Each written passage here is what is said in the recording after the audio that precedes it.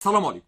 اول منتج لتطويل الشعر والملء الفراغات طبيعي امن 100% خالي من المينوكسيديل والمواد الكيميائيه. التولاليسيون. التولاليسيون بتركيبه الكافيين، بتركيبه الثوم والجنسنج والروزميري، وكمان زيت الجوجوبا، زيت الخروع، وكمان في ماده الستريميت.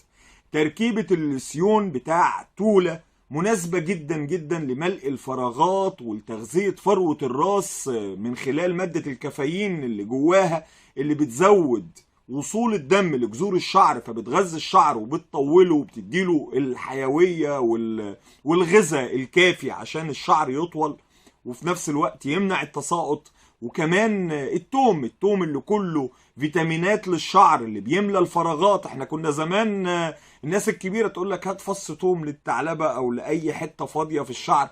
خلاصة التوم اللي موجودة في التولة هتملى الفراغات اللي موجودة في الشعر. برضو كمان مادة الستريميت من افضل الحاجات المقاومة لقشرة الشعر. القشرة من اهم اسباب تساقط الشعر اصلا، فاحنا بنعالج التهابات فروة الراس كمان والقشرة من خلال الستريميت اللي موجود في التولاليسيون، غير وجود المرطبات زي زيت الجوجوبا، زي زيت الافوكادو، زي كمان زيت الخروع.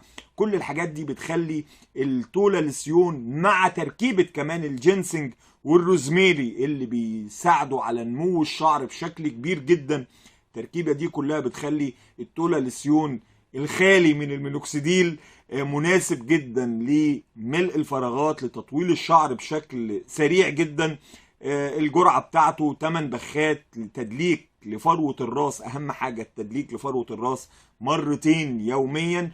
التولاليسيون مناسب كمان للكبار، حتى الحوامل، للمرضعات، لأي حد. مناسب زي ما قلنا للأطفال من أول 6 شهور. مفيش أي مشكلة في استعمال التولاليسيون. التولاليسيون سعره 230 جنيه علبتين مع بعض ب 230 جنيه بدل 350 جنيه.